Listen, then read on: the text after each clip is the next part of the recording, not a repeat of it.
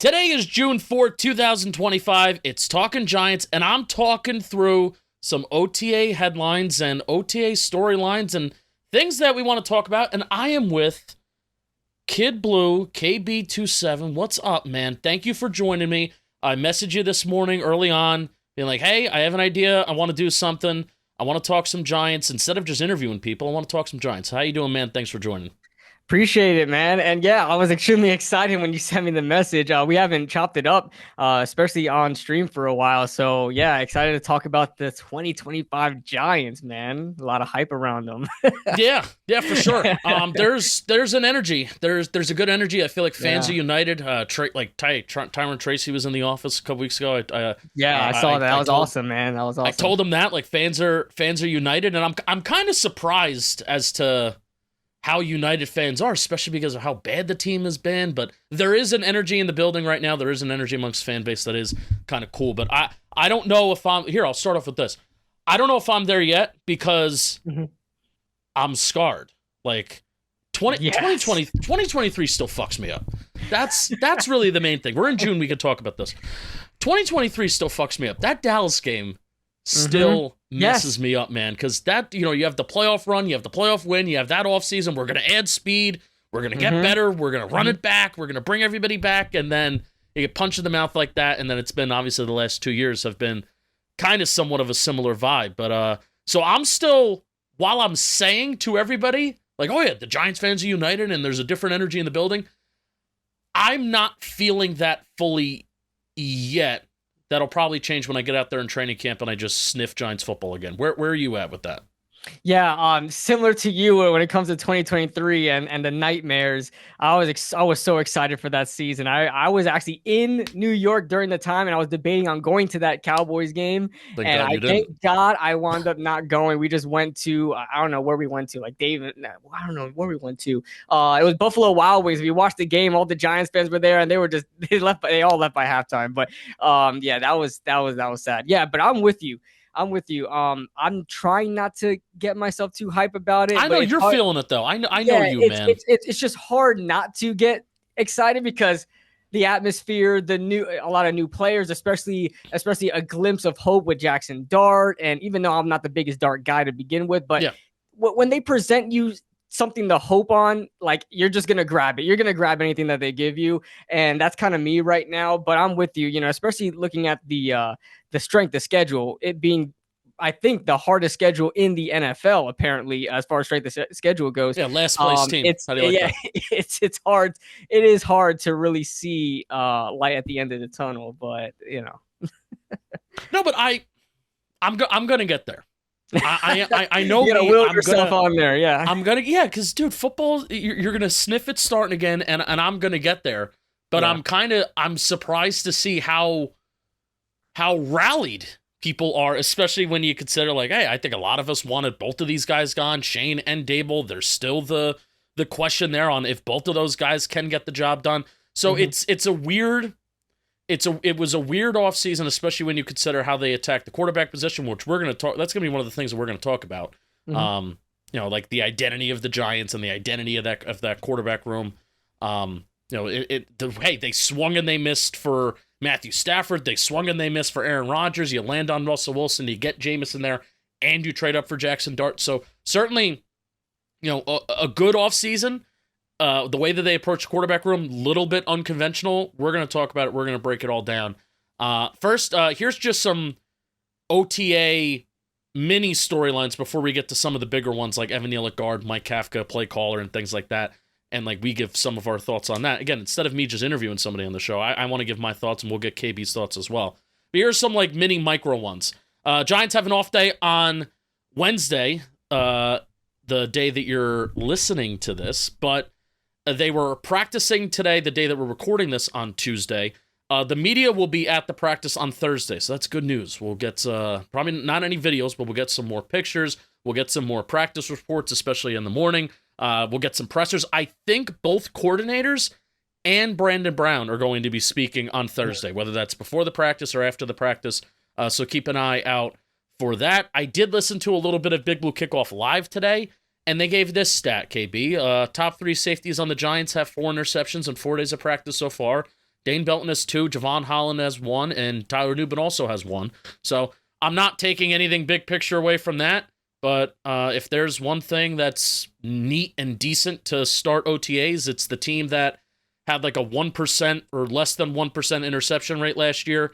It's cool that the safeties are getting involved. And I like that the safeties are getting involved in particular because one of the things that I wanted to see a lot of out of Shane Bowen last year was moving these safeties and moving this secondary all around pre-snap. I'm not saying that that's happening. I don't know if that's happening. I'm not there. I'm not seeing it. But I like that the safeties are the ones that are at least getting these interceptions early because that's kind of like, I feel like that those guys should kind of be the main driver of a Shane Bowen defense. So again, not anything big to take away, but it's happening. It's cool. Giants need to turn over the ball, more over this year. Yeah, I'm happy that the safeties are doing something too. I'm gonna wait to see what happens because Dane Belton is one of those guys, man. Dane Belton can he's a ball hawk. The Giants media, raving about Dane Belton. He's a ball hawk. He always has a nose for the football, this, that, and the third, man. But if you watch this guy, he's not that good, but somehow he gets around to turning the ball over sometimes. I don't know. I'm hoping Dane Belton turned the corner and he's actually what he is, but I don't even think the Giants are that excited about him because they drafted Tyler Nubin in the second round last year, to compete with him. So, and then Tyler Nubin had himself an interception. I heard Dane Belton's both of his interceptions were pick sixes. So, I mean, that's cool to see. I don't really know. There's no video on it, so I don't know if there's anybody in the vicinity or whatever. But and then also who was it else? Javon Holland. Had himself a pick six as well today. Yesterday as well. So that's good to see. That's good to see. I'm with you. I'm hoping the safeties do a lot more, especially as you mentioned. The secondary weren't really getting a lot of interceptions last year, so you would hope that they switch that up this year. Yeah, I wonder if there's anything to this about. I almost want to do like a stat of turnover per snap, like how many turnovers you force per snaps you're on the field because. Dane Belton on the field his rookie year for 390 snaps, 296 his second year, then 459 snaps. Last year, 42% of the snaps. That was the highest snap share of his career. Now, last year he only had 1 interception, but five career interceptions and 1 forced fumble, 1 fumble recovery. So I mean, the dude is just around turnovers. It's become kind of like a meme at this point. I know, how Dane Belton is just doing that. But I'm gonna do that. That's all right. I'm gonna put that on my to-do list. Turnover per snap, Dane Belton. How does it? And he's probably number 1 in the NFL, and it won't surprise me. That will probably require me doing this for a lot of safeties in the NFL, which I'm looking forward to. The last thing I want to talk about that's like just a small talking point. They were talking on Big Blue Kickoff Live about, during today's practice on Tuesday. They were talking about, like, the tight ends. Like, hey, it was kind of a slow practice, so yeah, let's talk about the tight ends, sure. But there's a lot of athletes there, and I'm kind of excited to watch them in camp because there's not really that one guy in the room that I view as, like, a boring thumper. And, KB, I don't know if you're, like, I've used that phrase a couple times as the years have gone on to kind of just, like, describe. Almost think of Kyle Rudolph, just a guy that's just there that he catches the ball. You're just waiting for him to be tripped up by somebody. Like there's plenty of those tight ends in the NFL that they don't offer anything after the catch. They really don't even do a lot before the catch. They'll maybe just catch a couple dump offs and checkdowns. Maybe they're a good blocker. Maybe they're not. I don't know. But I just call them kind of like boring thumpers. I really don't feel like they have that guy in this tight end room. And I'm even talking about like the guys that probably aren't going to make the team. They really don't have him.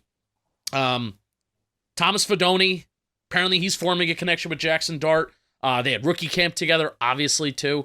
Greg Dulcich, former first-round pick from the Denver Broncos. He's had 3 different grade 2 hamstring pulls/strains in his career, but at the end of the day, I think he still has the background of being like this former first-round pick, known for his athleticism. Probably not going to make the team, especially because he is not known as a blocker, but I mean, hey, I think he's going to be a ton of fun in camp, and especially maybe even in preseason games. A guy that's going to pop, because especially he's going up against backups. Chris Manhertz is here as the main blocker, and I think that he is going to make the team, and I think I'm rooting for him to make the team. So essentially, there could be one spot up for grabs, especially with Daniel Bellinger earning that playtime escalator in his contract. I would kind of just like to go into the year. I think Bellinger is the third best tight end on this team. I think just ride with those three, just ride with the best player. But if Joe Schoen really cares about that escalator, and like Thomas Fidone or even Greg Dulcich is doing enough to prove it, then it wouldn't shock me if Bellinger is kind of moved off the team. I'm really excited for the tight end room, man. I am. We have Theo Johnson, who's slated to be the starter now. I believe his block. I heard that he's getting bigger. I don't know if those reports are true that he's put on some weight. I can't confirm that. But hopefully that would help in his blocking game as well. I really like Thomas Fidone, man. I don't know if it's me just watching a lot of film on him and kind of just like being in the film room in a dark room and just constantly watching him. But I like him. I like him a lot. I think he's really underrated as a blocker, and I think he can do a lot in the passing game as well. I just don't. I hope there's some room for him. Obviously, on the practice squad, I feel like that's going to be his destination as of right now on the practice squad. But Daniel Bellinger, man. I love Daniel Bellinger too. I think he's a really good blocker. I think he's decent in the passing game. He's not a guy that's really gonna, break it out for 40 yards or anything like that, but he moved the chains and they found a way to use him in 2022. So I was really excited about him then. As you mentioned, maybe it's that escalator, in the rookie contract that maybe he's not getting a lot of playing time. I don't know.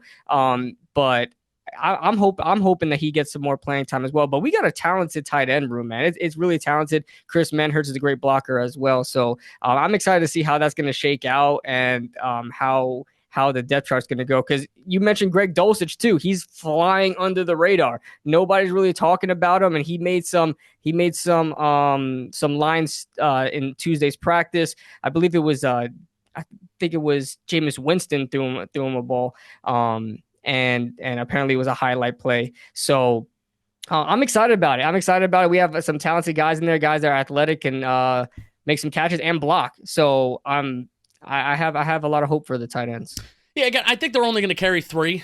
And I think, and I hope that Chris Manhertz is blocked in there. And knowing that, Dave's really likes him too.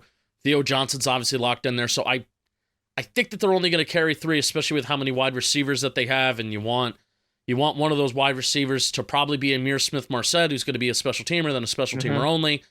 So then you need other guys that can catch the ball for you. So I think they're going to carry three. So I think it's a matter of, can Thomas Fidone show that he's a good enough H-back/blocker to push Daniel Bellinger? Because I think Fidone could be a better athlete than Daniel Bellinger. I think he is. Yeah, for sure. Could even have better ball skills and things like that. But as a number 3 tight end, I don't think you're going to be asked to, like, I'm not looking at your flat out just great ball skills as something that's going to stand out.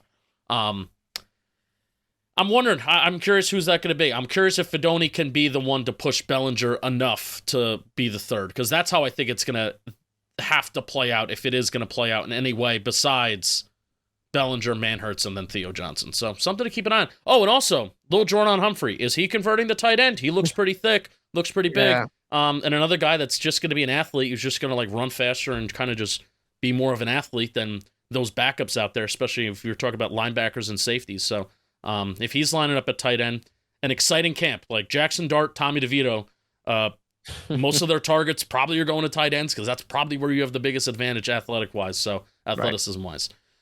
KB, before we talk about, I'm gonna leave it up in your hands on what we're gonna talk about next. So I don't even know where you're gonna go, but I got to talk to you about SeatGeek, because today's episode is sponsored by SeatGeek. The MLB season is underway. The NBA finals are here, and everything's coming down to the stretch. All those spring sports. So with SeatGeek, the MLB's official ticket marketplace, your tickets are fully guaranteed and instantly fulfilled in your account after purchase. No more anxiety waiting on some random person to send you your tickets, because you snap your fingers, there are your tickets. And with our partners at SeatGeek, you can now get 10% off any tickets with code GIANTS2025. Hey, get some Giants tickets. Why not? With over 28 million downloads, SeatGeek is the #1 rated ticketing app in the entire world. And you know that each ticket is rated on a scale of 1 to 10, so you know you're getting a good deal. Just look for those green dots because green means good and red means bad. And you know we came through for you guys. You can use code GIANTS2025 for 10% off your next set of tickets at SeatGeek. That's 10% off any tickets with promo code GIANTS2025. How do you like that, KB? What's the last concert or sporting event you went to? Was it 2022 against the Bears? Was that the last one I went to? Oh, wow. Yeah, I think that was the last. Was it? That was a fun game. That was where yeah, it was the last one I went to. It was where Jones got hurt. Tyrod came in. Yep. He got hurt. Threw an interception, a Hail Mary 40, 50-yard interception. Yeah. And then avoided a sack, got concussed on the same play, and was like, deuces, I'm out.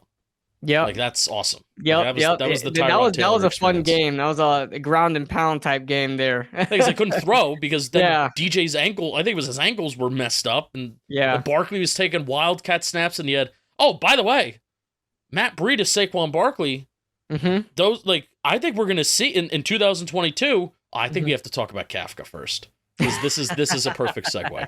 Okay, all right, let's go. Kafka calling plays in 2022. You had Barkley and Breida, these two running back sets that they would do that would be a ton of fun. And how fun would it be to put, even when a quarterback is on the field, you don't even have to put the quarterback at a wildcat. How fun would it be for Cam Scatterbo and Tyron Tracy? I think we have to see some two running back sets and some, whether it be some options or, whatever, pitches, whatever, screens. I don't give a flying F. I want to see those two guys on the field at the same time. So it looks like Mike Kafka is going to be the play caller. Yeah. And like you mentioned with how they use Matt Breida and Saquon Barkley, I would love. I mean, when you have a talented running back room like that, a lot of young talent, Tyrone Tracy and Cam Scatterbo, I feel like you have to try to find a way to put them on the field at the same time, just to add some creativity and variety.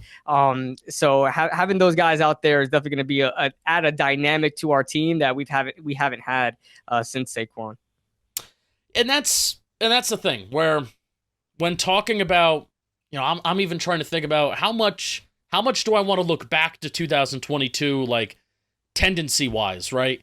The team is just so different, where you have the personnel is different. The quarterback is, obviously the quarterback is different. The wide receivers are so different. You don't have Malik Neighbors back then. You don't have, the only deep threat that you do have is Darius Slayton. Daniel Jones just not being able to push the ball downfield, not being able to get those explosives. So they had to adjust what they did in 2022, and they did it really, really well. So trying to compare, that was the full season of Mike Kafka. We may get another full season again. One of the things that I have in the back of my brain, KB, is Mike Kafka as play caller right now. It seems like.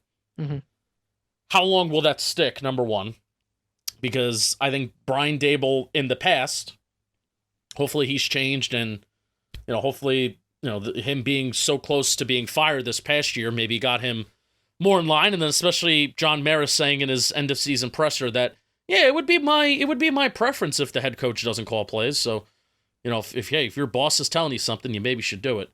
But Daboll is an impulsive coach where in 2023, before he fully took it over in 2024, the play calling, it was kind of snip, snap, Michael Scott, where it was Mike Kafka would get it, and then Daboll would take it away, he would do it, and then he would give it to Shea Tierney, and it would just be this whole thing. I hope that we don't have that. Any decision that's made, I hope it's made as a collective unit, as a collective group, and it's well thought out, and not just Brian Daboll being impulsive. So I'm hoping he's grown from that. But I think 100%, at least as of right now, this makes sense, especially as Daboll looks to work with these QBs and especially spending as much time as possible with Jackson Dart. Yeah, I want to see. I want to see Brian Daboll be the head coach, and I want to have our offensive coordinator do offensive coordinator things like calling plays. It's not enough to be called an assistant head coach and just be in the background and nobody really hears about how you're impacting the team at all. So I would like to see Mike Kafka back to calling plays and for Brian Daboll to get back to being a head coach. And on top of that, whatever happened in 2022 that really made Matt Kafka and Brian Daboll really butt heads, and him being forced to relinquish it back to Brian Daboll, I hope is not going to come back, because we have a lot more talent and a lot a lot of more guys that can do a lot of different things on the offense. You look at Russell Wilson, and we can go back and forth about how Russell Wilson isn't the same player that he is or anything like that he used to be, but he can throw the deep ball. He can air it out. We have guys out there that can air it out, and so we're not hindered by Daniel Jones. And of course, I'm not going to talk too much about Daniel Jones. I feel like he's like the ghost of Christmas past now that everybody still keeps talking about him. But it's fair to bring up, now we have a quarterback that can air it out, and now we can give Mike Kafka another chance at being a play caller, and I think it'll be fine. I think it'll be fine. We have a wider array of running backs now. We have Malik Neighbors that Mike Kafka didn't have before, so I think he's going to be fine. And as far as like, will Brian Daboll take it back? I would hope not. I don't want it to be where, like years past where, you have one game where Kafka struggles or somebody struggles and you give it to somebody and then you give it to the quarterback coach and then you give it to this guy and that guy. Like, I don't want it to be like that. You're either going to have, give it to Mike Kafka and let him have it until he loses his job or whatever the case is and he leaves, or just keep it with Brian Daboll. You know what I mean? Just have it set at, we got to have some consistency because it's going to mess with not only the coaching staff, but the players as well. You got to have some consistency there. I really hope one day Mike Kafka opens up eventually about, hey, what happened? Remember all those years that you like didn't want to be with the Giants, but they kind of just like kept you around and they didn't let you take a lateral move. And at the same time, if the Giants were actually somewhat of a better football team, you probably would be a head coach by now. But since the Giants are such a disaster and you're getting play calling taken away from you, you're still getting head coaching jobs, shockingly. But because people really like you and respect you, but it just hasn't worked out, and you haven't gotten a head coaching job yet. So I really hope that Kafka like talks on that event. I probably will not, unless he is out of the league, which I do not see happening anytime soon. But dude, like, he has wanted to leave, and then even again this offseason, like he wanted to leave. He wanted that Saints job, did not get that Saints job, and the Giants, I think they set a precedent from 2 off seasons ago. From when they 2 off seasons ago, that they would not let him take the lateral jump to Seattle. No, that was even last year too, because they fired their offense coordinator. There was a couple of teams, the Cardinals, I believe. Then Jonathan Gannon got it, and then I believe the Colts too. I know they fired. When the Seahawks even fired when they got Waldron out of there. Yeah. And then they wanted to interview. Then they wanted to get a new OC in there because Mike McDonald. That's when they wanted to interview him again, and then Giants were like, "No, you cannot." Like we said no for the head coach. Well, we want to bring you in as the OC, and then the Giants said no to the OC. So that's technically it's a downgrade because he's the assistant head coach and OC over here. Right. Well, that's why they gave him. That's why they gave him the.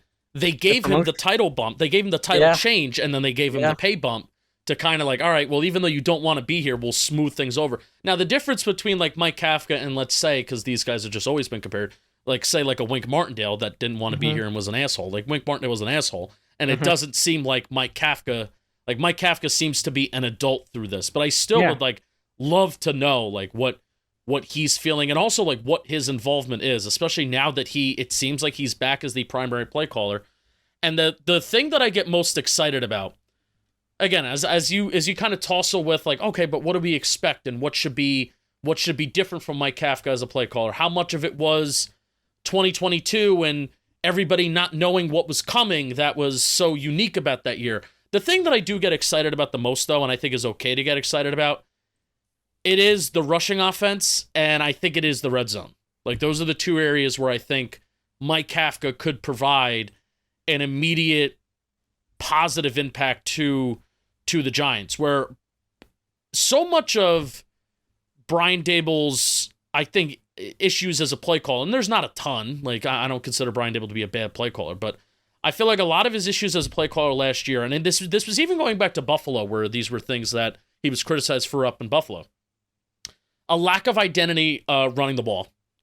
Where there were a ton of weeks where we were on, this show last year talking about the Giants are so good when they run man and duo.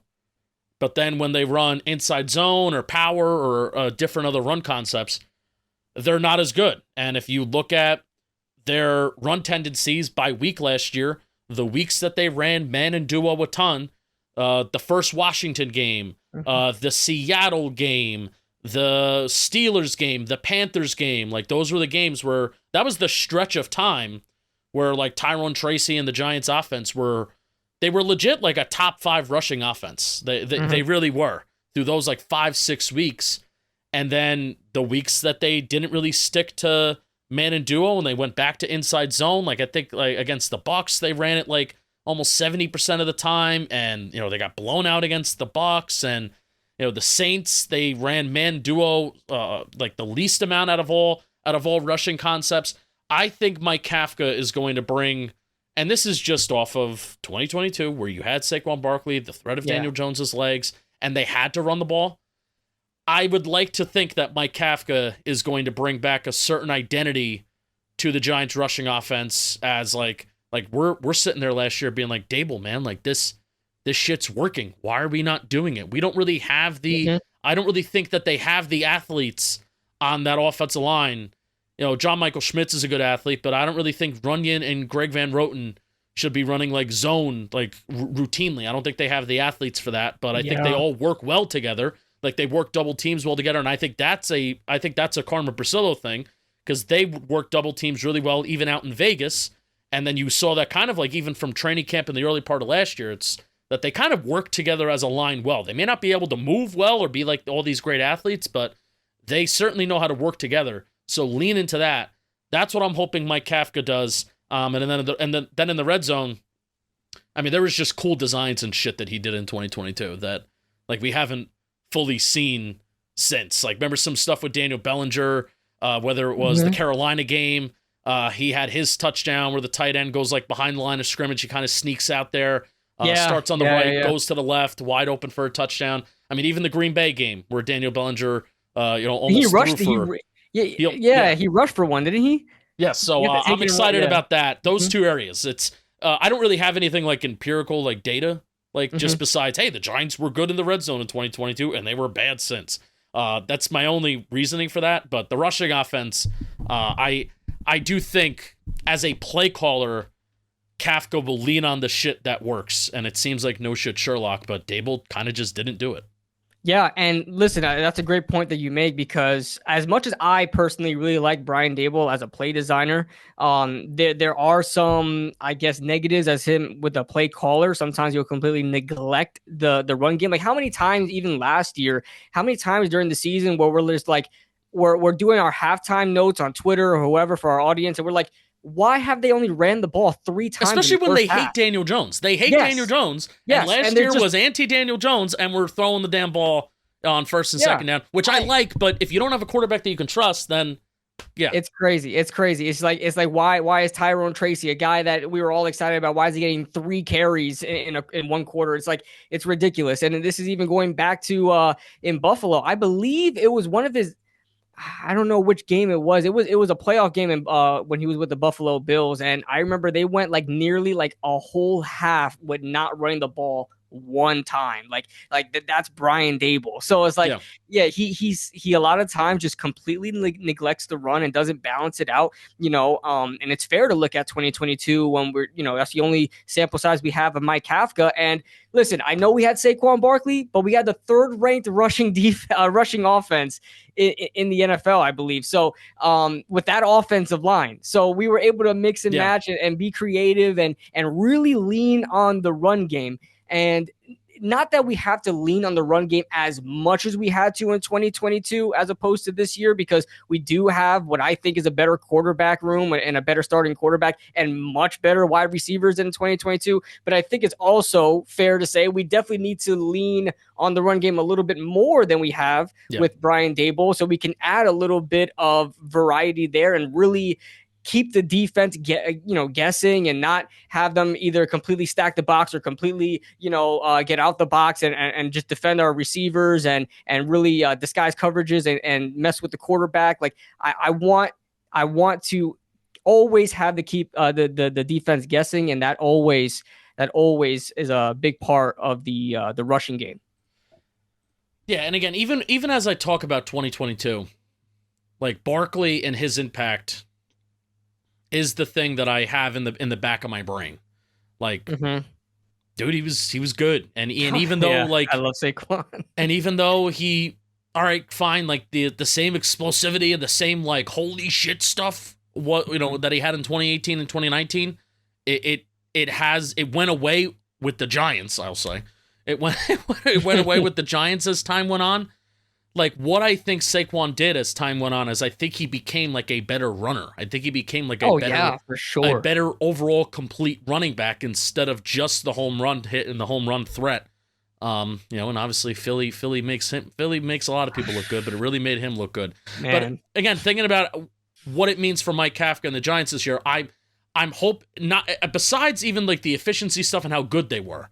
I'm just hoping that they have an identity. Like I'm hoping, hey, there's a set concepts, stuff that we know that works for Tyron Tracy. And especially when the run game is so much about it's about matchups, it's a numbers game, but it's also about kicking ass. Like, you don't want to be running the ball, when there's 7 guys in the box and you only have 5 blockers, 6, if you're losing the numbers game, I'd rather you try and throw the ball, maybe push the ball downfield. And that balance that you talked about, I think the passing offense and the Giants' ability to push the ball down the field, that is going to be the thing that is going to help save this running game this year. We're really the last 2 years, outside of that 5-week stretch that the Giants had with Tyron Tracy this past year, basically between that Washington game and then that Carolina game right before the bye, for 2 years they have not been able to run the ball.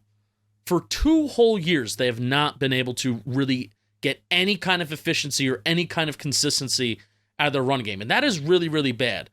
Now, do you want to look at that as like one? I think that could be viewed as a problem within itself, but I also think teams are just selling out against the run when you play the Giants, Saquon Barkley or not, because they know that they're playing a quarterback that will not throw the ball down the field.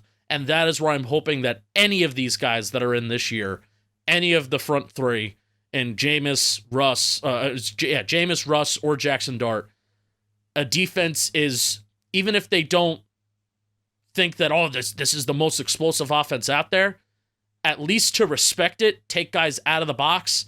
That's what I'm hoping for, and I hope it will open up this Giants running game.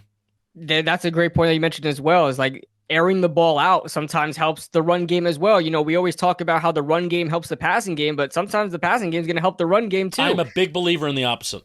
Yeah. I'm a huge believer. Yeah. And I think just watching this Giants team for the last decade, forget this regime, forget the last 2 years, the last decade, I don't know how you have to think that. I think you have to think it.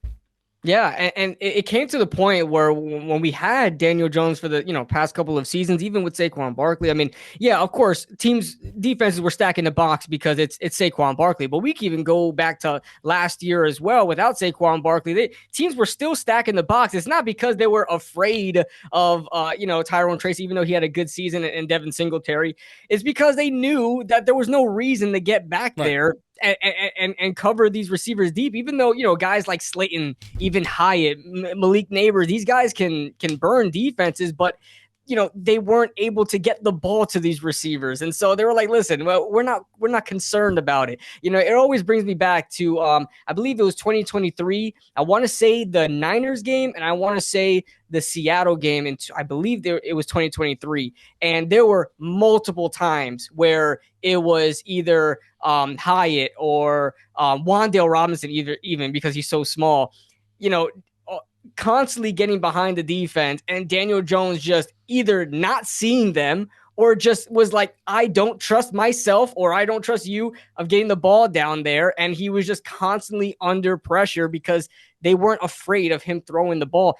That's something that I think is going to change this year as well, where we have quarterbacks, even Jameis Winston, if he gets a look at, if somehow he ends up on the field, he's not afraid to air it out. He's not afraid to throw it. So, Mr. 30 for 30 himself, he's not afraid to turning over the ball. So, that's something I think is going to change as far as how defenses play the Giants this year, where the boxes aren't going to be as stacked as they have been in years past. Right. So because now not only are you have the threat of a better quarterback, but now you have a bigger threat of Malik Neighbors, where Malik Neighbors, his yards per reception was very low, even though he had a high volume count, but his yards per reception was very low. That's because we couldn't get him the ball down the field, but now we can do that. So now it's an even bigger threat. Yeah. And even last year when we're playing the Bengals and we're playing the Cowboys and we're banging our heads against the wall, asking ourselves, why can't we run the ball against these horrible run defenses? Yes. Why? And I think a lot of it was we were coming out in very heavy personnel. There was a period of time where I get very frustrated with the Giants because it's all right, well, stop lining up in heavy personnel because teams know that we're not going to pass the ball out of it. So these are run-heavy formations that then we're going to run the ball. There's teams that are going to stack the box when we put out heavy personnel because they're going to match the personnel. And again, they're not going to expect that we're going to really throw the ball effectively out of these. And that's why, if you look at the splits between under center and shotgun, and they run it much better out of 11 personnel with less tight ends on the field and out of shotgun. They run it so much better out of shotgun than they do under center with this heavy personnel. Because I think they tried, the Giants are we're going to put out big people against the Bengals and the Cowboys, and then we're going to run the damn ball and we're going to beat them. And it's no, because they matched your numbers game. Yeah. So even I would like to get back to a point where we don't simply have to play the numbers game. That's number, so we established that. Yep. We established the passing offense, how the passing offense should set things up.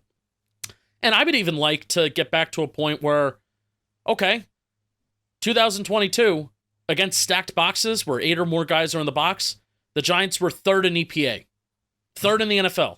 Yeah. Last year, they were 31st. So it's it almost didn't even matter last year what defense we were playing. If I saw that we were in heavy and the defense was in heavy, all right, this probably ain't going to work. This probably is only going to go for 2-3 yards. And, this 1st and 10 is going to turn into a 2nd and long and then probably a 3rd and long. So that's what I'm hoping Kafka will bring differently to the table. Is it a personnel thing? Is it a Barkley thing? Obviously, you got Tyrone Tracy, Cam Scattaboo that are a nice little 1-2 punch. There's still Devin Singletary in there. And hopefully this offensive line, when you compare 2024's or 2025's offensive line, hopefully it is better than even what we had in 2022. And hopefully all that adds up to a more efficient offense, KB. How do you like that? Yeah, I'm just hoping we get, because we talk about the running backs. I'm just hoping the offensive line stays healthy. They're consistent, because they got off to a strong start, but then we had some injuries pile up. Yeah. And defense were taking advantage of our personnel, especially the interior offensive line, who's not that great, but I mean they're like band-aids at this point. They're all right, but I'm hoping that they build from that another year with Carmen Brasillo, and now with Mike Kafka coming in, hopefully he's able to take advantage and really learn this offensive line and what really works. But yeah, we have great running backs, and I have no problem with them. Do I think that we have a dynamic running back? No, but I think we have a really healthy mix of 3 decent running backs. So but the only issue and the only question mark that I have is the offensive line, especially the interior offensive line. Yeah. Are they going to be able to hold up if we give them a bigger workload in the run game? And that's another question I have too, is was Brian Daboll really trying not to expose our offensive line by not running the ball? Is it not just, that he just didn't want to run the ball and he just really looked to pass it, try to make explosive plays? Or maybe he just was scared of this interior offensive line not being able to handle a workload of the run game. That's probably a question I have too. All right, before we get back to the show, I got to talk to you about Mando, because today's episode is sponsored by Mando. Do your balls stink? Yeah, think about some of those summer days. Think about when you're at the office, you're starting to sweat a little bit, you're schwitzing. Are you sitting recording a podcast like I am right now and with the light directly on you in a hot room? Probably not, because you're listening to a podcast. How about Mando's whole body deodorant? It will be safe for you to use anywhere on your body. And we're talking pits, balls, thigh folds, belly buttons, butt cracks, and feet. Don't forget about the belly button. And if you're a bigger guy like myself, don't forget about that crevice between your stomach and your lower half. That's a specific problem to me. Mando's starter pack is perfect for new customers. It comes with a solid stick deodorant, cream tube deodorant, 2 free products of your choice like mini body wash and deodorant wipes. And guess what? Free shipping. And as a special offer for you, new customers get $5 off a starter pack with our exclusive code. That equates to over 40% off your starter pack using code Talkin' Giants. That's 1G at shopmando.com. That's SHOPMANDO.com. Please support our show. Tell them we sent you. Smell fresher, stay drier, and boost your confidence from head to toe with Mando. Shopmando.com. Code Talkin' Giants. Back to the show. I typically think coaches would rather run the ball for 2 yards, 3 yards of play than drop back and take a sack if you're afraid of the offensive line. I think we have seen That's our true. fair share of conservative play calling too. And that's more of the trend of, if we're afraid of the offensive line, we'd rather just run the ball and then try and quote unquote stay on schedule than drop back to pass and take a sack and then the drive's over because then we can't do anything. But let me ask you this before we, you brought up the offensive line, so we're going to talk about Evan Neal next. Remember I told you how I'm going to give you a choice on what we're going to talk about? You just keep radio. It's your great radio. You're laying it up. But I want to ask you this, since you brought up the offensive line and you brought up the health of the offensive line. I asked this question to Nick Filato, and he gave me an answer that I wasn't necessarily expecting, and it kind of sparked some debate. Who is the most important player on the New York Football Giants right now? I think it's Andrew Thomas, because I think Andrew Thomas is what is holding this Giants offensive line from being an average unit to then, if he is out, it is right back to being below average. Nick Filato said Dexter Lawrence for almost a similar reason on the defensive side of the ball. Where do you stand on that? Wow. Important, not the best. Who's the most important player? I completely understand. Here's the thing, man. That's a really good contention that Filato brought up, because when you look at when Dexter Lawrence got hurt, and even when he was on an amazing start. I mean, 9.5. He was going to win Defensive Player of the Year because Aiden Hutchinson broke his leg, or he did whatever. He was going to win. He probably wasn't going to win Defensive Player of the Year because he was on such a bad team. But that's the pace that he was on. Yeah, but with the Giants, here's the thing though: the Giants were still losing games, though. I know it's not his fault, but there's only so much that a defensive tackle can do, and even though he does a lot, well, they were losing games when AT was healthy too. I mean, I think they were 2-3, but that is true. But we had some terrible quarterback play. You know what I'm saying? But I feel like a guy like Andrew Thomas, I'll flip flop on this. I don't have a strong answer, because I agree with both of you. Man, I want to say Andrew Thomas. Andrew Thomas was my first. When you said the most important player, I instantly thought Andrew Thomas, and of course Dexter Lawrence would probably be my number 2. But just thinking about it, I mean, Dexter Lawrence, when he was playing last year, again, 9.5 sacks. The team was literally on pace to breaking the 1984 sack record by the Chicago Bears, with 73 sacks. They were on pace. Yeah, they had a sack rate above 10%. They had 35 sacks in, I believe, 8 games, which is absolutely insane. And then when he got hurt, they had 10 sacks for the rest of the season. It was like a complete the defense just shut down when he was either not playing, not that he wasn't playing well. It's just that teams were just focusing on him because we didn't have really anybody else that was really making a crazy impact. But but I think I would still have to say Andrew Thomas, because if you have a good quarterback, right? If you have a good quarterback that is going to put out explosive plays, consistently move the chains, get you some touchdowns, put some points on the board, then Andrew Thomas becomes your most important player, because he's the guy that's going to keep him upright. You don't want Chris Hubbard out there again, blocking the blind side of a so-called potential, franchise quarterback, So if you ask me, simply put, I'd rather have DJ Davidson there as opposed to Chris Hubbard there. I think that's fair. I think that's fair. Because I think the whole unit would suck. Yeah, the whole unit just falls apart, and it didn't. And the funny thing is that it didn't even fall apart last year. Once they found their rhythm of Jermaine Illuminor at left tackle, Evan Neal at right tackle, and then the interior, once they found that rhythm, it wasn't unplayable like it was the previous year, where it was just flat out like let's just all survive. 1, 2, 3 Giants, help us God, little Giants. That's once they got to that kind of spot, it was not unplayable, but still, like, the Giants were 2-3 with Thomas, and they were moving the ball. They weren't scoring a lot, but they were moving the ball at a good rate, like a top 10 yards per drive rate through the first 5-6 weeks of the season. So that's my take. That was my little side convo, and I like asking people that. Who do you think is the most important player on the Giants? Leave a comment below. YouTube. And another thing you got to think about is, look at the players that both those guys are surrounded by on each side of the ball. Like Andrew Thomas is clearly the best guy there on the offensive line, and it's not even close. I mean, Jermaine Illuminor is the second best offensive line we have, and he's not even close to Andrew Thomas's tier. Right. You look at Dexter Lawrence, not to say that anybody's as good as Dexter Lawrence on our defense, but you still have guys like Brian Burns. You still got guys like Kayvon Thibodeau. Now we have Abdul Carter, Darius Alexander. Like, we have guys there. You know what I'm saying? Bobby Okereke behind you, Exactly. So you have help around you now, but when it comes to Andrew Thomas, when he goes down, like, man, now we got to look towards like Jermaine Illuminor to be our best guy, on the right side. So that's how I think of it.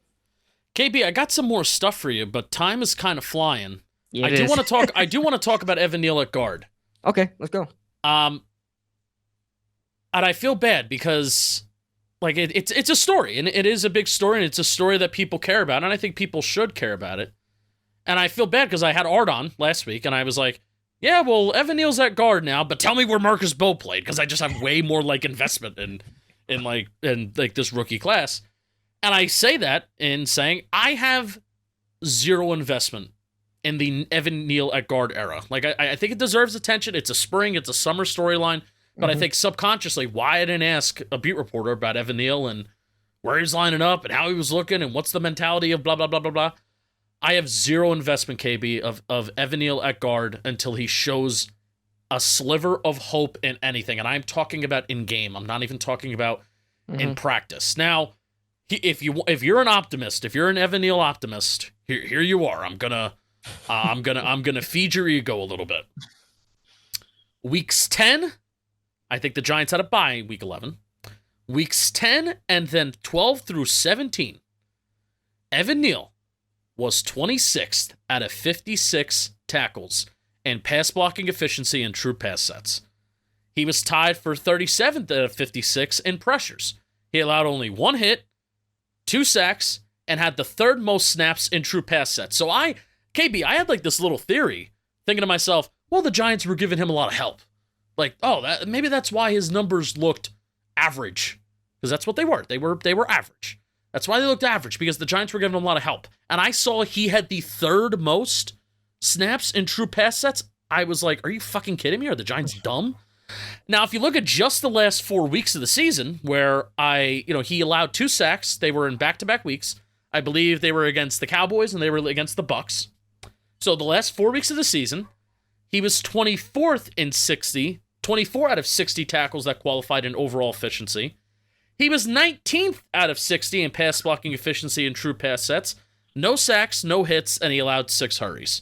So I look at that data, like, KB, and, hey, we talk about pass blocking and PFF. I don't think it's not grades. It's stats. It's stats for offensive linemen. Mm-hmm. I look at that and I don't give 2 shits because he still looks awful. Like, he's still, like, even when he has a good result, he just looks awful. I'm at a point where I cannot believe how unbalanced he is as a football player and as a human being. So, do you have any investment? Like, you hear Evan Neal at guard. Like, does that get you excited? I've said this on my channel plenty of times. I just don't care. Like, I've been ready to move on from Evan Neal for a while now. And when I heard that he was finally moving to guard, I said, good. He's finally moving to guard, something that everybody's been talking about for a while, but I think it's a little too late. I think it's a year too late. Thought he should have moved there last year. My thing is, okay, I know Evan Neal is getting a real, like, a lot of people are, like, supporting him on Twitter, and, like, they want to see him do well. And that's fine. He's a former first-round pick. You want to see that guy do well. Yeah, and root for the guys in blue. I hope he proves me wrong. Yeah, right. But I think what people are are expecting or hoping for is, what if Eric Flowers went to guard and he stood with the Giants? That's what everybody's looking at Evan Neal like, where Eric Flowers was able to have a longer career by moving to guard, but unfortunately he left the Giants in order to make that position change. The Giants never put him at guard after a lot of the fan base was pounding the table to move him to guard. They didn't listen. They let him go, and he wound up playing pretty well at guard for a couple of years. I think people are looking at that and saying, what if Evan Neal can have a resurgence to his career by moving him to guard? And they just think that it's automatically going to work. I'm not going to automatically think that. I know he's worked at guard in college. I understand that, but it's been years since he's played guard. And first of all, he had to go back to playing right tackle again, and that didn't work out. And that was supposedly his best position, was at tackle, and now they're going to put him at guard. Like I don't know if it's going to work out. I don't have any hope that it's going to work out, and I don't want to leave any hope for it to work out. Like, people just want to find some value in a former 7th overall pick. They want to make sure he leaves here with some value. I think that's what it is as well, where they invested so much in him that he's really done nothing. Like, he might be, I know a lot of people talk about Isaiah Wilson being the biggest bust in NFL history because he never really played, but that might be Evan Neal. He was a 7th overall pick. Like, my goodness, he's been useless. Like, it's put me to the point where I just don't care what he does. I don't care. Yeah. So, and to your point where, you brought up the stats where he looked average. I mean, I haven't looked at the film on it specifically, but it's like, the best thing I can say is a broken clock's right twice a day. I mean, you're gonna have some good games here and there, but I wouldn't automatically say that, oh, Evan Neal is back. Like, I wouldn't say that. No, but even when it looks good, it still even when it looks good for him, it still doesn't look good. And believe it or not, like the crazy thing is that I think he's improved every year of his career, and it still is bad. Yo, that's funny. I think I've said that before as well. Like, I think he got better, but it's still not even close. Credit to him, he's getting better. But like, damn, like yeah. So that's where I'm at with Neal. Like, quick and like. Hey, if he kicks ass in preseason, I'll start to get a little excited. And yeah, but I mean, that's the bar. Like, the bar for Evan Neal right now is kick ass in the preseason. Like, kick ass in the he's gonna get run, he's gonna get snaps. Mm-hmm. So he kick ass in the preseason, and then we'll take a step up there in expectation. All right, we got to take a break because we got to talk about DraftKings. Baseball fans, the season is heating up, and with every at bat and every inning, the road to October is taking shape, and there's no better time to get in on the action with our partners at the DraftKings Sportsbook. Right now, new customers who use code JMFootball can bet just $5, and if your bet wins, you'll score $300 in bonus bets. From walk-off homers to no-hitters in the making, you won't want to miss a pitch. So download the DraftKings Sportsbook app now. New customers who use the promo code JMFootball bet just $5 on any wager, get $300 in bonus bets if your bet wins. That's promo code JMFootball, only at the DraftKings Sportsbook. The crown is yours. I want to give a quick... We got to be... I mean, we can be long. F it, it's a podcast. But I do want to talk about this quick, too. Art brought up Bobby Okereke last week. And saw some other reporters. I mean, you mentioned that you saw some tweets, too, about, beat reporters are bringing up Bobby Okereke. And this is just a little... we've been in the game for a little bit as, media that isn't part of the media, if that makes sense. Right. And you pick up on the tea leaves. There are a lot of times beat reporters know way more than they actually let on. Like, beat reporters know a lot. But what they can't do is they can't just go on willy-nilly and reporting everything. Mm-hmm. Because they don't want to ruin some relationships that they have with people inside the building or around the league or agents or whatever. They don't want to betray people's trust, which I get. I mean, hey, like, I would like people to report on things that they know more and not just worry about these relationships, but that's for another conversation. So usually when you see a collected effort, like sometimes, especially this time of year, there's a collective effort right now on kind of talking about Bobby Okereke and, oh, what's his future going to be? I don't know. We'll see. It's like, what the fuck do you know? Like, it seems like you know something. And Art Stapleton's usually a pretty big Giants optimist, and he kind of came on the show last week, and he even brought up like Blake Martinez while talking about and that situation while talking about Bobby Okereke. And yeah, like that Blake Martinez situation was a shock when it initially happened, and then when reading the tea leaves afterwards, it all makes sense. I think there was off the field stuff with him. I think there was questions on his dedication to playing football. So I don't know if Art was bringing that up and comparing the Okereke situation now to the Blake Martinez situation, as in like simply that he may be cut, or that is there a question on Bobby Okereke's commitment? Because even you saw last year, like there were some really bad missed tackles and like effort stuff. Like I would say, there was effort questions kind of all around the board. If I had to power rank some of the effort questions that I have on the Giants defense, it would be Deonte Banks 1. And I think I would kind of put like Bobby Okereke out of the veterans that I kind of expect to do something. I think I would put Bobby Okereke kind of 2 on that list of guys that I'm like mad with, not because of their lack of talent, but mad with because of the lack of effort. Now, the Giants didn't add really any linebackers of substance this offseason. They added Chris Board from Baltimore, who I think he can play some linebacker, but he's mostly going to be a special teamer. He's like an 80% special teams guy. And then Demetrius Flanagan Fowles, who was probably the 6th linebacker on the depth chart behind CJ Board. But I mean, Okereke, Art was even talking about like, what's his face? We love him so much. Deontay Johnson is a guy that like look out for him. He and one of the best Giants UDFAs a couple years ago, but he struggled with injuries. Like, even look out for him.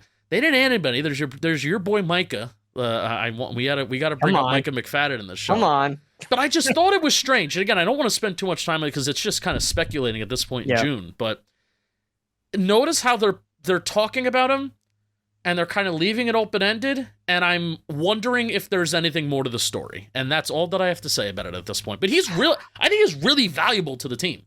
Like, if Art Stapleton didn't bring up that Okereke may be cut, I think he's still one of the most important players on the roster. I don't think he's going anywhere. And I think there's a better chance than not that he gets extended possibly at the... he may get extended this year to bring down a cap hit because he still has 2 more years left on his deal, I'm pretty sure. But where are you at, man? I still like Okereke a lot. I know he had a little bit of a down year, but if you look at his numbers, they weren't terrible. I mean, I believe his first year with us was 2023, and he had a missed tackle rate. I believe it was like 7.7. It jumped all the way up to 10.7 or something like that last year, which is definitely not great. You mentioned there's some effort plays. I know a lot of people were talking about he just looked lost. He also admitted that he was still adjusting to Shane Bowen's defense, and although because it's not very fast and aggressive, it doesn't really lean on the linebacker, so he kind of just felt like he was drifting away, There's a lot of thinking. I think there's a lot of thinking. Wink is a lot of go do. Exactly. And that's why he really excelled in Wink Martindale. And Wink Martindale loved Bobby Okereke. So I feel like they had a great relationship there. And I think he's too valuable. I believe he has a dead cap this year of like $8 million. Like, why? There would have to be really something substantial for them. So did Blake Martinez. That's like the crazy thing. Exactly. I think these have to be something substantial. Yeah. Like I think these are I don't know if there are 2 different regimes. When was Blake Martinez cut? But I think he got cut 2022. So that's before. So it was this regime. But yeah, man, like I don't see it. Yeah. Like I understand there's effort. I understand there's effort questions. I understand Bobby Okereke's got to go out there and he's got to prove it. He's got to be a big reason why this run defense gets turned around. He's got to feel more comfortable in this system. Yeah. I get all of it. Like it even took Bobby Okereke like a couple weeks to start making plays in Wink Martindale's system. Like maybe that's just the type of dude that Okereke is. He just needs time to know the scheme and get comfortable with it. I get it, but like I don't know, man. Like you're paid big money. You're paid $14-15 million a year. At least that's what your cap hit is the next 2 years. So you're expected to be a top half of the league linebacker. That's the expectations I have for Bobby Okereke. But it's still like I view him as important because if the Giants added anybody behind him, I would be like, okay, maybe. but they didn't. I would hate for Micah McFadden. I like Micah McFadden. I want Micah McFadden to be a player that is told to be this weak side linebacker that could just be go. All right, you're the guy that goes and attacks. If you ask Micah McFadden to think, I think you're asking for trouble. Yeah, I don't think he's a leader. I think he's a weapon. I don't think he's a leader. He's not a commander of the defense. He's a weapon. He's a guy that you ask to fill in those gaps and just and blitz and stop the run and just chase after the ball carrier. I'm a huge Deontay Johnson fan, but I'm not going to sit here and act like Deontay Johnson can be, the starting linebacker, the Mike linebacker, the guy that's wearing the green dot for the New York Football Giants in 2025. So I'm not going to sit here and act like that. And Darius Mwasu, no. Sorry. Agreed. All right, you're going to get a choice of one. We're going to talk about one more thing. Gotcha. I kind of like not talking about quarterbacks for one episode because I feel like I talk about it every episode. But I'm going to give you the choice. Are we going to talk about the quarterback rotation and the Giants' lack of identity? I'm putting that in air quotes for podcast people. Or are we going to talk about Jalin Hyatt? All right. Since we want to stay away from quarterbacks, I'm down. We could talk about Jalin Hyatt. You know what? We've agreed on like everything this episode. I think this is going to be something that we disagree on. So you wanted to talk about Jalin Hyatt. He's catching some balls in spring against no one. Yeah. Yeah. Or where's your excitement level at? I'm in completely agreement with you. I thought you weren't excited. No. I wanted to fight you. I kind of put out a tweet. I just randomly said Jalin Hyatt's getting some good looks there and it was kind of tongue in cheek. It's like he's getting some good looks there with the first team. And everybody's like, Malik Neighbors is not there. That's the only reason why. I'm like, I get that. I mean, I think he's performing well. My thing is that I'm just pointing out why similar enough to like Dane Belton or like even Darnay Holmes. Remember Darnay Holmes in OTAs and training camp? He was like the guy. Why are we going to keep doing this with these players that are question marks? And every time they ball out in like OTAs, like, are they going to make an impact? I really want to get down to the bottom of like what's wrong with Jalin Hyatt. What is? I don't think he's good. I don't think he's good. It's crazy. I do not think Jalin Hyatt's good. It's crazy because Bob Papa and Carl Banks, they had this Q&A thing on a Twitter space, and I went in there and they were talking about a little bit about Jalin Hyatt, and then I got on there and I asked them. I said, you guys, they were kind of like running defense for Jalin Hyatt. He's the first one in, last one out type guy. Coaching staff loves him and things like that. And he just looks so athletic. He's making so many great catches. I said, okay, you guys mentioned all these things. So what's wrong with him? I mean, they mentioned physicality. I said it can't be physicality because you look at a guy like Wan'Dale Robinson. I mentioned this.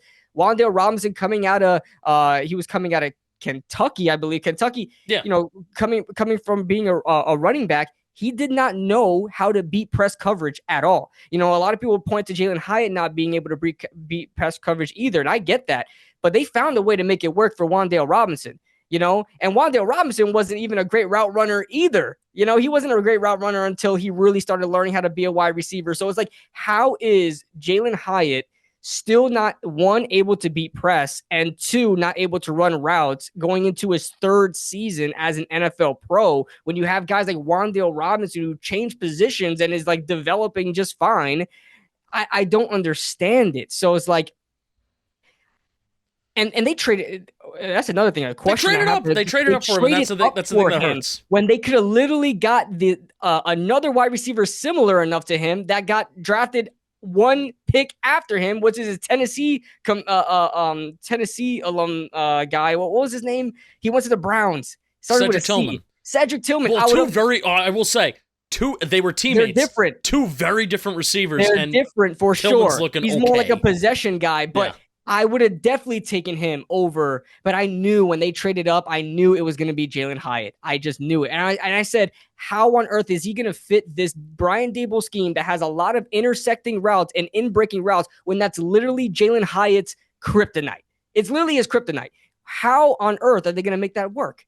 And I mean, they still haven't been able to. So, yeah, man, I will say with the whole comparison to Wan'Dale Robinson, I do think playing the outside is much different from playing the slot. I think you're facing corners that are just bigger. I think you're facing corners that are stronger. I think there's a reason why in the NFL, like on offense and defense, I think there's a reason why those guys get thrown to the slot. It's because, all right, you can't deal with press. You can't deal with physicality.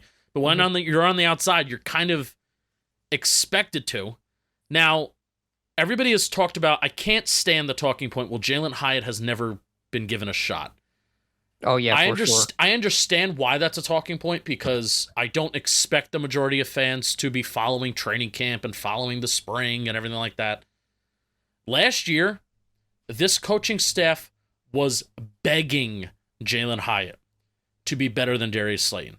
They were begging him. They gave him every opportunity in the spring. They gave him every opportunity in the summer. And then once they took the job away from him, that's when you hear Jalin Hyatt's displeasure, and, he went up to Joe Shane's office. He said it tongue-in-cheek, but, the whole, well, if you're not going to use me, if you're not going to play me, trade me, was not a trade request, but apparently he said it tongue-in-cheek.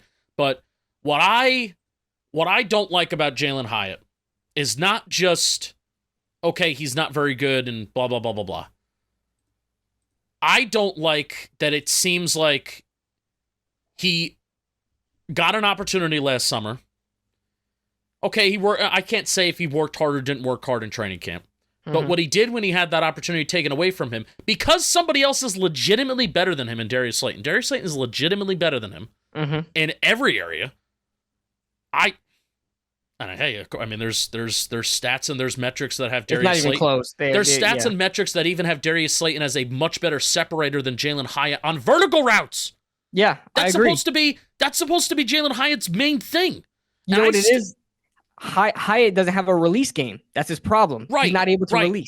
But even going back to, like I said about last summer, I don't like that a player on my favorite football team got a job taken away from him because somebody else is better than him, and he fucking pouted. And instead of working his ass off, instead of grinding, instead of, how can I be better, you pointed the finger at everybody else and said, it's you, not me. I hate that shit. I hate that shit. I hate that shit. I hate that shit. And you look at Darius Slayton. I'm glad he got that contract. I'm glad that he got it from the Giants. For sure. Why does Darius Slayton still want to be here when the Giants have continually tried to push him out the door? Specifically this regime. It's Stockholm Syndrome. I am glad he has Stockholm Syndrome. I am glad that he is here. So that's where I'm at with Hyatt. Like, it's kind of similar to Neal, except the difference maker between the two is that Hyatt does have he does have a trump card. Even though, like I said, I'm looking at there's analytics people that I follow that put out a chart where vertical route separation on vertical routes, Jalin Hyatt is pretty bad. It's pretty bad, but it's also sort of close to average. Where like Xavier Hutchinson from the Texans is near him. Jonathan Mingo from the Cowboys is near him. Jalen Brooks from the Cowboys is also near him. Sterling Shepard, ironically enough, is near him, but it's kind of closer to average, but on the bottom of yards per route run. But then you look closer to the top right. There's Malik Neighbors. There's Darius Slayton. So even the main thing that Hyatt is supposed to do well, numbers-wise, he wasn't even that good on. But also, like, I have my eyes, and I will say that Jalin Hyatt is going to be a weapon for a quarterback like Russell Wilson, who throws the moon ball so well near the sideline. I mean, that's what Russell Wilson does. That's his main thing. Like, if I have confidence in Russell Wilson doing one thing this year, it's throwing a nice deep ball to the sideline. Do I love that that's the main thing that the starting quarterback is going to do? No, I don't love that that's the main thing. But that is what he's going to do, and he's going to do it well. And that is a path for Jalin Hyatt. But that cannot be the only thing that you do. You cannot just catch a ball 25, 30 yards down the field and expect to be a number 2 wide receiver in the NFL. You cannot. Right, it's not college. So, this isn't collge. You got to be able to do everything. The coaching staff last summer begged him. They begged him to take on a larger role. And where I'm at with Jalin Hyatt this summer, from the get-go, make him earn it. Do not give him anything. You gave Darius Slayton that contract. Let him practice. Or if you want to give Darius Slayton vet days, then give him vet days, because he gets it, because he's been in the system for 5 years now, 4 years. So give Darius Slayton vet days, and then Jalin Hyatt can get more run with the starters. But you want to know what? If Greg Dortch is playing better than him, play Greg Dortch. You know what I mean? if any of these guys are playing, or if Amir Smith-Marset isn't a tight end, he's a wide receiver. Excuse me, if Lil Jordan Humphrey isn't a tight end, we're lining him up at wide receiver. Let's go. Like, play him over Hyatt. Make him earn it. And if he pouts, I don't know, man. Like, maybe that's on you. Yep. So that's where I'm at. I don't like leaving off on such a negative note like that. It's all right. Hey, we could just say we're hoping for the best, Jalin Hyatt. We are hoping for the best. Yeah, absolutely. Absolutely. There we go. How about this? We can leave off on a positive note with this. Abdul Carter's going to be sick, right? Yeah, Abdul Carter's going to be great. I can't wait. Right. I can't wait. I love that. It's a great note to leave off. Yeah, I love Abdul Carter. Yep. KB, plug everything, man. I appreciate you hopping on. Yeah, I am Kid Blue RB27 on YouTube, Twitter, and I believe TikTok is the same thing. That's pretty much the primarily 3 social media things that I use. Yeah, I make a lot of Giants content. I cover as much as I can about OTAs, training camp, stuff like that. I just cover a lot of New York Giants stuff. So yeah, and some funny videos here and there. But yeah, YouTube channels in the bio too. Yeah, and in the show notes. Appreciate it. All right, that is gonna do it. I am thinking about actually going live on Thursday because I'm not gonna do a second episode this week, but I'm thinking about going live on YouTube only during OTAs, and it can just be a fun little refresh Twitter with me stream. That's what I'm thinking about doing. And I probably will do it. So I'll see you then. And guess what? Have a new outro to the show. I hope you enjoy it. Take it away, Joey. It starts today. Let's go Giants! We woo!